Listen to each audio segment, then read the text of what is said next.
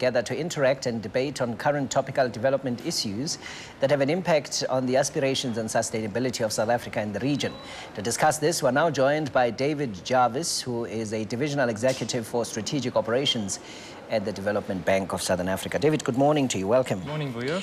Just tell me, what do you do? Divisional Executive for Strategic Operations. I work in the Development Planning Division of the bank, which is focused on advisory support to government, as well as supporting the investment decisions that the bank makes. Okay, so if the bank is going to invest in what? Infrastructure, roads, and that kind of thing? Well, the Development Bank's key focus is infrastructure. And most of that in South Africa with local governments, but also SOEs, state-owned enterprises, and shifting also into the SADC region, where about a third of our investments are. Okay, so talk a little bit about the stakeholder conference, Greening Infrastructure Program. What's the focus for this year? The DBSA, just first to say, I was very nervous when you started singing. I hope you don't expect me to sing at any point. The focus is on how we can make infrastructure have less of a negative impact on the environment, how it can be more sustainable over the long term. We know about climate change, so how can we make sure that our infrastructure will withstand climate change and negative effects of climate change? And also, how can we use natural environmental services where they exist? So, for example, the wetlands, which purify our water for us, or grasslands, which give grazing for cattle. So, where possible, we should be using natural resources as infrastructure. Yeah. When you look at where we are and in the build-up to COP17, how does the conversation you're having next week contribute to that discussion? Is this part of your thinking as well? Is this your contribution as DBSA to conversations at COP17? Yes, we've been quite involved in preparations for COP17, especially from partnering with other development finance institutions globally, and contributing to some of the thinking around what South Africa can do in terms of climate change, including working on the climate change policy of the government of South Africa. So the timing, it's not coincidental. We have this Knowledge Week every year.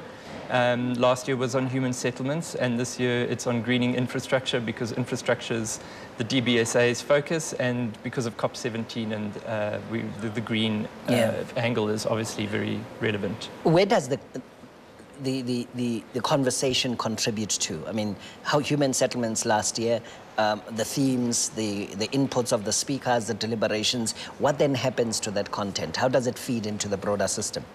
Sure. The one component is the fact that we're a knowledge bank, so it's about conceptualizing and finding finding out what the right angle is on a particular issue and what can be done. But there's also an action focus. So this year we're hosting the conference in partnership with the Department of Environmental Affairs. The Minister is going to be coming through to address the conference. We also have the Minister of Public Enterprises, because they're responsible for an 800 million rand build program over the next 3 years or so.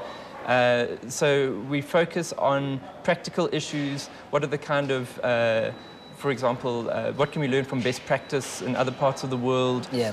What are toolkits which we could adopt, where we could use to have more sustainable infrastructure. Yeah, but just the subject of greening, as it were, and government is determined in some ways to drive a green economy for job creation purposes and stuff like that. I mean, where we are as a country and being a knowledge bank, how big is a green economy potentially? Can it create a large number of sustainable jobs going into the future? Yes, I think, there's this false dichotomy we say. There's where people say it's development versus green. Yeah. And we don't see things that way at all. There's opportunities within the green space to create jobs. If we look at natural resource management, which is things like preserving our wetlands and maintenance programs, that's where we can have massive job creation in the short term, as well as looking at the long term. Saying that we're not into green nowadays is kind of saying like you're not into ICT 30 years ago. Yeah. It really is a part of the future. It's where our new growth will emerge from, and we have to be a part of that growth as South Africa. All right. Your website address for somebody looking for more information is www. dbsa.org. Okay. You'll be able to find there's a link to the Knowledge Week. Okay, thank you very much. David Jarvis of the DBSA. So if you'd like more information, it's www.dbsa.org. This is Morning Live on SABC 2. Let's get a traffic news update now and find out what's happening on the country's roads at this time. Rob, good morning to you. Yeah, thank you, Vio. Morning to you. Morning, everyone. Anyone that drives through Mid-Rand on West Road would be well aware of the sinkhole problem at Richards Drive. It's been there all week. And this morning, what's happened is a taxi that's coming down Richards Drive, brakes failed, and it's ended up stuck in the sinkhole at West Road. So there's obviously an obstruction, but it's going to cause a bit of onlooking and spectator value as well. No one injured or anything like that, but just a taxi stuck in the sinkhole. Quite a spectacle, West and Richards Drive.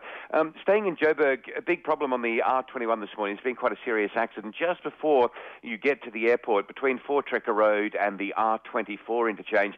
Quite a serious collision. Traffic's backed up all the way to Pomona Road. So anyone that's leaving Pretoria, heading to the airport with a flight to connect, it's been a good run lately since they've lifted up the roadworks, but it's at least a 20 to 30-minute delay as you come out of Tembisa and head through that Kempton Park area into that particular accident this morning. Pretoria looks generally okay. Mabopane Highway accident coming into the hairpin bend is being cleared. So Mabopane Highway now just with busy conditions. Crossing Durban, two problems. One is a collision on the N2 North just before Queen Nundy Drive. So traffic backed up to about the Umgani Road interchange. So heavy delays going north. And it's important to know that if you're heading towards King Shaka International Airport from Durban, going through Spaghetti Junction, again, you'll probably need something like an extra 15 minutes to get through that traffic.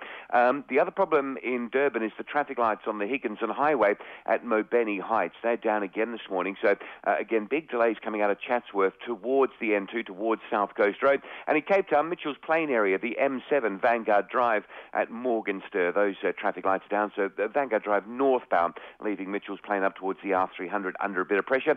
And just if you're driving through Mpumalanga, there's quite a big truck accident scene just by the Waterval Boven tunnel section. So between Middelburg and Nelspruit, if you like, on that tunnel section, stop-go controls to get around that.